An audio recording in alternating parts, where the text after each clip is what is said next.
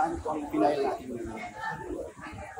Well, this afternoon we have already taken a decisive legal action against certain individuals who persist in making damaging statements on various social media platforms against Ms. Bea Alonzo. And this we did, of course, to protect the well-being and reputation of the client. Pwede po natin pangalanan, sir, kung sino-sino po yung kinasuhan? Well, siguro po, sir, ma'am, at this point, in due deference to the Office of the City Prosecutor, we will not be naming the respondents in the criminal cases for cyber libel that we have filed earlier. In due time, and we believe that these respondents saw this coming. They know who they are.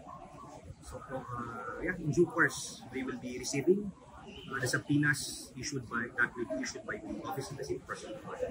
Attorney, may we know kung anong specific incidents that are included in the complaint? Kung ano po yung pinagmulan ng cyber libel complaint? Ma'am, siguro po, we will not be delving on the specifics of the case po,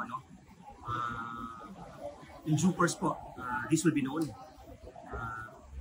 para na rin po sa mga respondents because they will be given the opportunity to clear their side. Pero po, ano pong prayer ni Bea po for this action, legal action that she took versus the respondents? Well, since these are criminal cases, of course, the reliefs being sought, one of the reliefs being sought for is damages po. So, yes, nandun naman po lahat yun. Siguro po, we will just be urging all the social media users and in particular vloggers to understand the legal consequences of engaging in such behavior because lahat po ng mga personal attacks, defamatory statements, they're not only morally reprehensible but also legally actionable.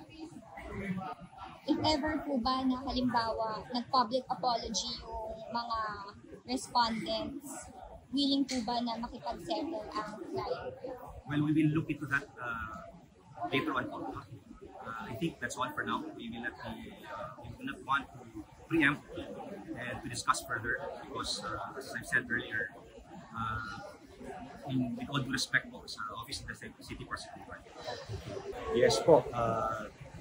For the record, this is the very first time that Bea is doing this, no? For more than 2 decades, she has been in the industry for more than 20 years, and yes, she was greatly devastated. She was affected by all these defamatory statements thrown against her. So, as a taxpayer, and I would emphasize on that, she asserted her right to proceed with this filing of criminal cases against the individuals responsible for making all these damaging statements against her. Attorney, okay, marami naman po, of course, bilang isang artista, marami naman po nakaharap ng mga intriga si Bea in the past. Ano kayang nagtulak sa kanya para to finally file for the first time? Because all these damaging statements on social media platforms target her personal matters, inflicting substantial harm and stress upon her. Significant po talaga yung kanyang naging effect sa kanya because of all these malicious vlogs, I would say, vlogs. Kaya this really forced her to proceed with this filing of criminal cases. As far as you know, attorney, nag-reach out po ba yung mga respondents at one point or another kay Bea to ask for her statement sa kung ano mga pinalitan? Well, as far as I'm concerned, wala po. Okay? Despite them knowing the truth about all these statements, subject of the complaints that we filed. Siguro po, dito muna. And siguro pa ano na lang po masasabi nyo kasi kung halimbawa po in case i-assert ng mga respondents na as press it is their right to report issues? Yes, we will address all those po sa proper forum na po. Okay? Total po, file na po.